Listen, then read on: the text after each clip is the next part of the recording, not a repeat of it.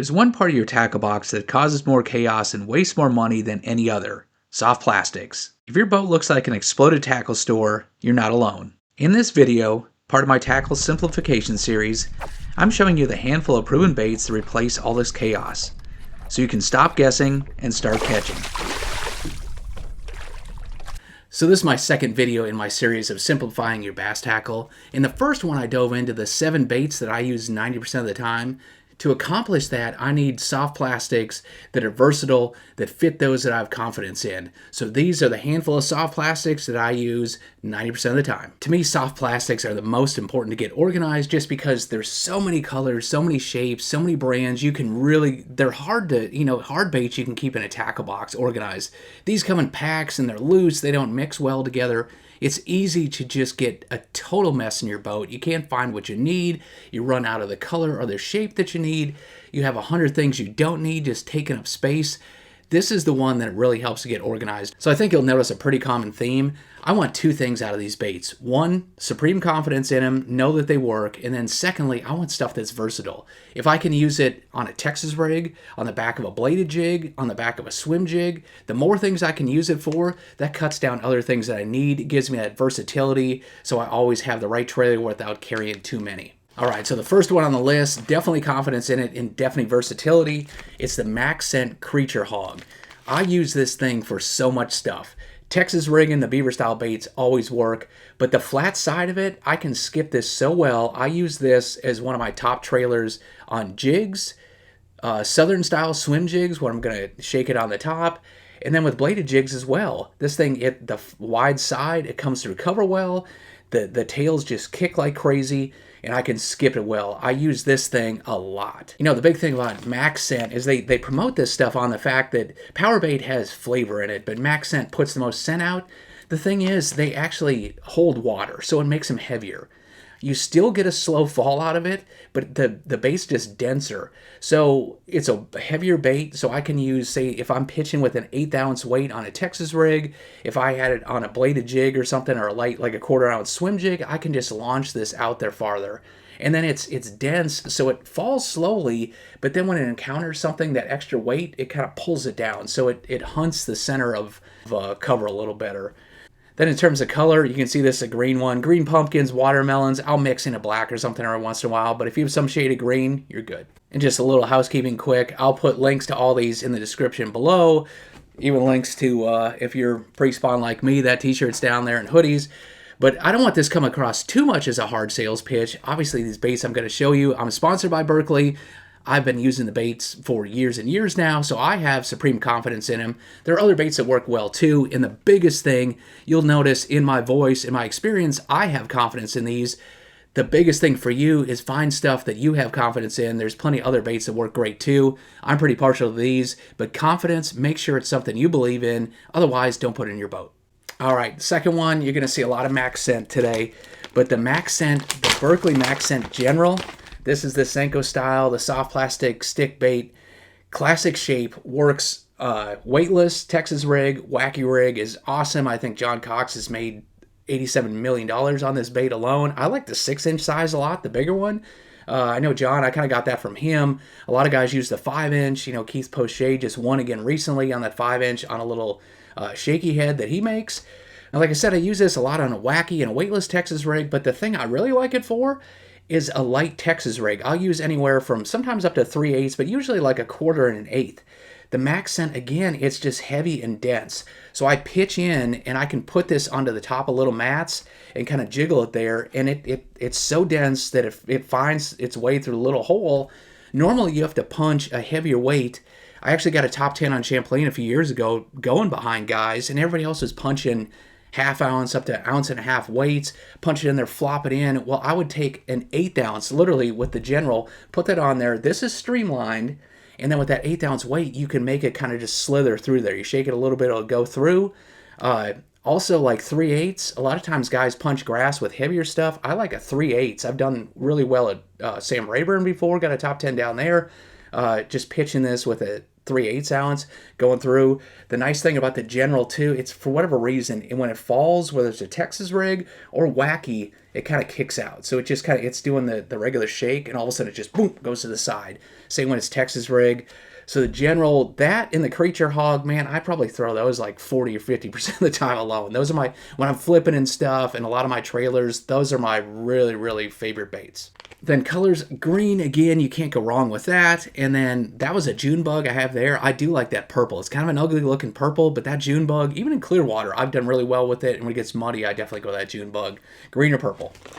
Now, Craws are a big player for everybody. They have been for a long time. They used to be more popular. I use them some now, but not quite as much. So this bigger size one, this is the Crud Craw. The smaller one is a classic Stank bug. I'm not real big on the names. Every time I have to say them, I kind of cringe when I have to say them, but I'll tell you what, I do like the action. The Maxent's super soft, and I use these a lot on the back of jigs, on Texas rigs, and with swim jigs. The one thing I do like these for is the Maxent is a little denser, like I said, so I can get away with a lighter weight. But the other thing is the action Craws with those flaps going.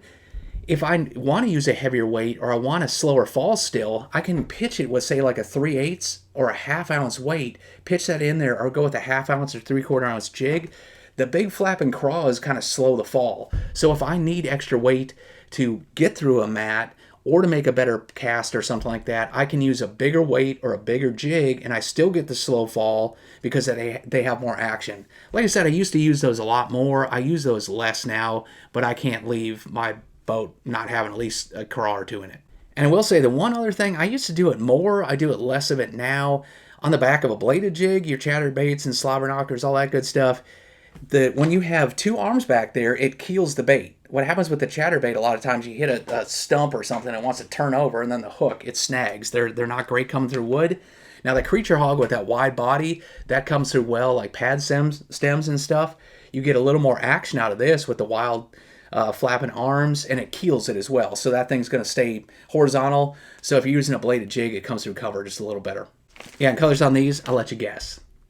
Greens, right? Yeah, green pumpkin, watermelons, muddier water, a June bug, or a black one. Now here's one from the old school PowerBait line, and this is just a jerk shad. Now, it's a soft plastic jerkbait, not the first one that ever came out, but you can see how soft this thing is. Does not have salt in it like a lot of the other ones. You know, the original Fluke and stuff, they fall a little faster, a little bit heavier, so a little easier to cast, but it's still dense enough. I can cast it pretty well. The nice thing is I like that lack of salt. This one falls so slowly. So if you're fishing 10 feet of water, 8 feet of water, 7 feet of water, not the bait for you. The way I fish it, I scurry it across the top, almost like you would a topwater, come across the top of pads and mats and then kill it. This thing falls so slowly and stays up high, so I can keep it over cover, work it really quick. When fish are schooling and stuff, I can twitch it real fast that way. It's a dying, just so slow fall then too. If they're pressured fish in like a foot of water in the fall where they're just way up there, or spawn fish when they're right up on the bank, I can slither this over there, scurry it fast, and it falls so slowly. And all these soft plastic jerkbaits, it's barely falling, then it kicks out. When it's tough, the old jerk shads bailed me out a lot of times. Colors on the jerk shad, you can see shad type colors, the whites and stuff. That's like white with a green back. That's about my favorite. You get the shad color and a mix of green. Sometimes green pumpkin, dip in that tail chartreuse and stuff. That works pretty well. Hard to go wrong with shad colors though. Now another all-around worm that I use a lot. This one's kind of a new riser for me, but the best proof that a bait's working pretty well, check out like Tackle Warehouse. Is it always out of stock there? Yeah. Do your buddies always hit you up for it because Berkley's out of stock and hey, do you have any? Yeah. And then look at the galleries of the top 10s of the last couple years. Look at all those tournament fish that have been caught on Nico rigs and stuff, and the guys aren't sponsored by baits. What bait are they throwing? Most of the time, it's the Maxent hitworm, the Magnum hitworm. This is a little bit bigger, and then there's the regular hitworm. So basically more like a big trick worm and then your traditional finesse worm. Now, trick worms and finesse worms aren't new. Look at these ones. They have kind of a bulbous little tail at the back. They're super soft, the Maxent. These ones are ultra soft, but they're dense, like I said, so they cast really well being that lightweight. The regular hitworm, you can do a finesse. Like if I'm smallmouth fishing or something, I'll do Nico rigs with this little guy. Most of the time, if I'm going to use like a really finesse Texas rig, if I'm going to Nico rig it, wacky rig it, or sometimes even on a drop shot, the Magnum hitworm, this is the one that guys love.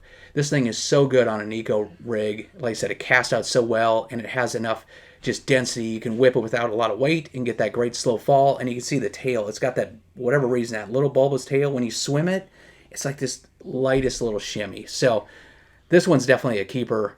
Anytime you're finesse fishing, I'm going with the hitworm. Now, colors on this, again, greens are really good. Plum, which is kind of a purple red. Anytime I get into worm fish in the summer, those kind of reddish purples get really good. So go with green, check out the purple. That should work. Now, another worm that's kind of replaced, I used to throw the power worm a lot, just regular ribbon tail worms. I still do a bit, but the Speed Boss, this thing has become my go-to in the spring and the fall. I can kind of do finesse power fishing with it, where you cast it and wind it, where they don't want to chase a vibrating jig, they don't want to go for a square bill and lipless crankbaits, but I don't want to dead stick that general or wacky worm forever. This thing's kind of a finesse moving bait.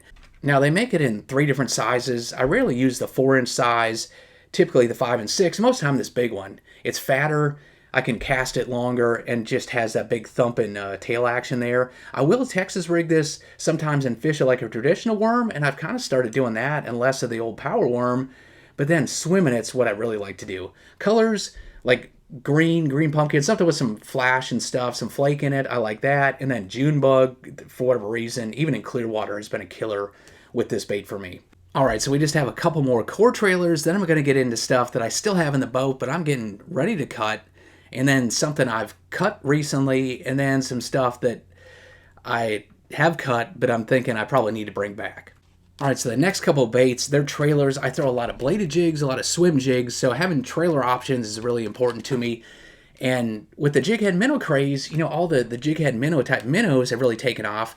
Berkley came out with the drip minnows, and man, they work great on a jig head minnow, so if I want to do that, I have it ready for that. But guess what? If they'll eat it on jig head minnow, they'll probably eat it on the back of a bladed jig or a swim jig too, and sure enough, they do.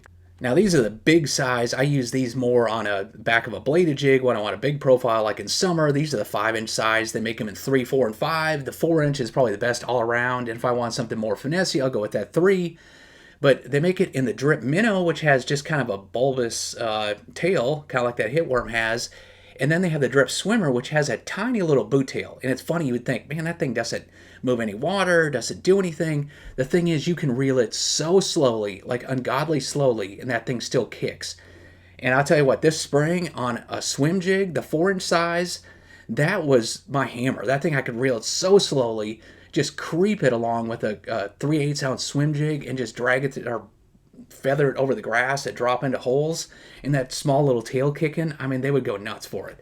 That was my go-to. On the back of bladed jigs as well, like the 5-inch in the summertime like it is now, when I'm fishing deep ledge fishing, offshore fishing, it's like a big shad. With the smaller ones, like I said, in the fall when they're chasing young of the year, that works out well. But on the back of a bladed jig, I mean, that thing is just kicking and going crazy. And then when you have that swim version on the back of like a swim jig, like I said, that thing's just kicking a little and very rhythmic at a very slow speed. So I like the drip minnow a little more on the bladed. I like the drip swimmer more on a swim jig. Colors, you can see shad type colors. You can mix in clears mostly when it's more clear water, the translucent stuff, and then I'll go more of a white, you know, kind of like that sexy shad looking thing, Tennessee shad, something like that if it's a little more muddy. You know, green pumpkins, black blues and stuff would work too, but mostly just shad colors. And then I'm really a sucker for bladed jigs. I throw them more than anything. The Power Stinger, that's my go-to. They have the boot tail version and just the flat tail version. I throw these a lot. I know you could probably say, well, why do you have both styles? I don't know why one works versus the other. I literally have to try both. And if I have a buddy with me, my brother always ends up kicking my butt. Like he plays around with it more than anybody. And there's always, for whatever reason, one day to the next, they want like the boot tail one time and then they want the flat tail the next. I don't know what the deal is, but I carry both. So they make 2 sizes in these. This is the 3-inch version. They make a 4-inch version as well. It's a little bit bigger. I kind of go back and forth. I don't know if the size matters a whole lot. You get more in the 3-inch size, so I typically go with those. Shad colors are big. I use that a lot. Oranges, like that sun perch and stuff, sun gill, that's great in muddier water. And then like the black blue or green pumpkin or something, yeah, a lot of guys love those. There are times when they work, but I'll pretty much just either go shad or that bright orange when I'm in mud. Call it good. Say one more thing on the baits too. You notice these, and a number that I showed you have the clamshell. There's nothing worse than these baits. You get them mangled up, and the tail won't swim right and stuff. They get all mangled. Plus these clamshells, I like any baits that are like this. I can just stack a bunch of them together, so I can have several colors, several shapes and stuff, and they're super thin. I can put a lot in the boat together, and in say just a few inches, I have 6 different options right there. So packaging, I think that helps with organization too. Now let me tell you about 2 more baits that they're still in my boat. I hate to get rid of them because I have a lot of confidence in them, but I find myself using them less and less. The first being as old school as it comes, just a power worm. I carry these in 7 and 10-inch sizes. In the summertime, they're so good. For whatever reason, that big ribbon tail just slithering through grass and through brush piles and stuff, I just feel like it gets bites when that speed boss and straight tail worms, there's just days when they want that ribbon tail. But it seems like it's less and less. That it's more of a cleanup option, or when I get a little specialized. I just can't bring myself to take out of the boat, though. That thing's caught so many fish over the years. I don't carry a lot of them, but green, any of the green shapes are green colors, and then the reds and purples, they're again like red bug and cherry seed, all that type of stuff. Really good in the summertime. I do carry a few of those at all times. And then this bait, I'm going to blame some cheesehead named Matt Steppen for getting me hooked on these. These first came out from Berkley. I got some to test them out, threw them in the boat like all of our stuff. You're like, oh man, this looks great. And then you never use them. And then we're at a tournament, and we both made the top 10. And he's like, hey man, you got any of those deals? You got any of the deals? I'm like, why? He's like, man, I'm using a swim jig. I'm killing them on them. So there's no better proof than when your buddy just made a top 10, the same one, he's catching them as good or better than you. That kind of sealed it. So I started using them on swim jigs, and the reason he's real big on them and I'm with him is the fact that this bait, it's a trailer. So I use it on swim jigs, sometimes a bladed jig, but really on swim jigs. And I'm sure you could flip it too, but the tail, you can see how it kind of kicks back and forth. And when I first got them, like the tails will kind of catch, and then one goes, and then the other will go, and then neither go for a second, then one goes again. I'm thinking, man, that's kind of a bad design. The thing, it doesn't run right, Well, he saw it differently. He said that, man, I like it. It's erratic. That thing, it's always, it stops, goes, starts a little bit different every time.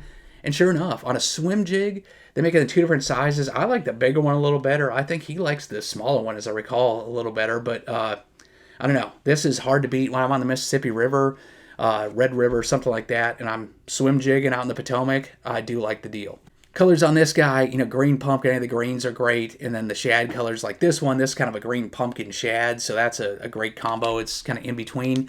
I do like it, but it's kind of specialized. Still in my boat. I can't give it up, but use this one less than some of the other ones. Now let me share a few baits that used to be in my boat that I use a ton, but recently I've taken them out. They used to be staples. I mean, they were something that were go-tos, and now they didn't make the cut. So the first one is the Power Swimmer. When that Kitech came out at first, that thing was so magic. And if I fished more lakes with, especially spotted bass and even smallmouth and stuff, it would be hard not to have these in the boat. But, I used to use these as swim jig trailers, as bladed jig trailers and stuff. And I just find myself using them less and less. I've kind of gone to those Power Stingers, that drip minnow now. It's just more streamlined and stuff. Everybody's showing so much of these.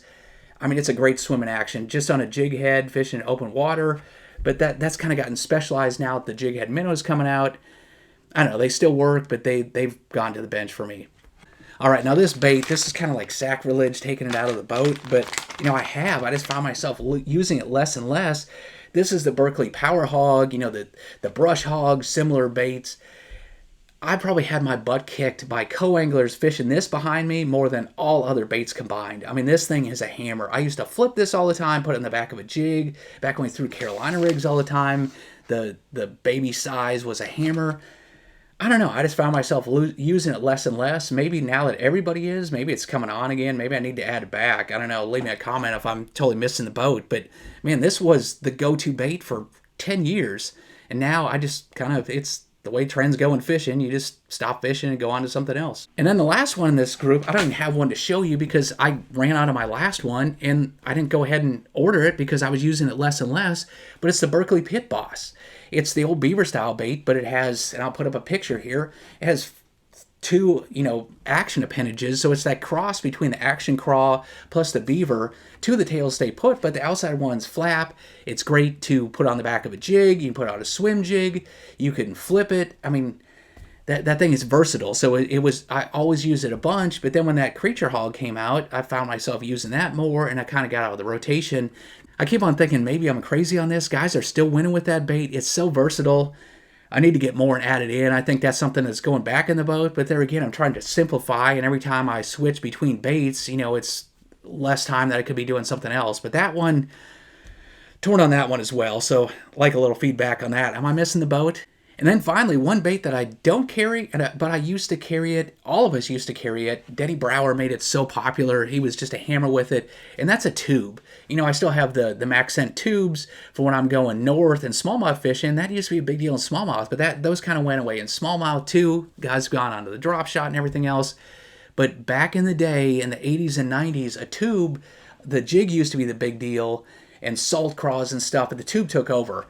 You could put that thing in there and it would just spiral down with a light enough weight, or it would just kind of just meander going down. So finessey. You could put it into the tightest spots, fish it through anything, and pressured fish, they bit that thing so well. The downside to it, you always had to use the extra wide gap hook. I like to slackline set. I would miss so many fish on it, point blank. I mean, they would pick it up and just be swimming off. And even if I did a modified, an easy hook set or something, I just miss fish on it. That straight shank worm hook, I used to like that better, and I still like it better, just because I feel like it hooks up better. That extra wide gap hook you have to put in a tube, I don't know, it feels like I just don't hook up as well. But then other guys, you hear a lot of guys like the Classic this year.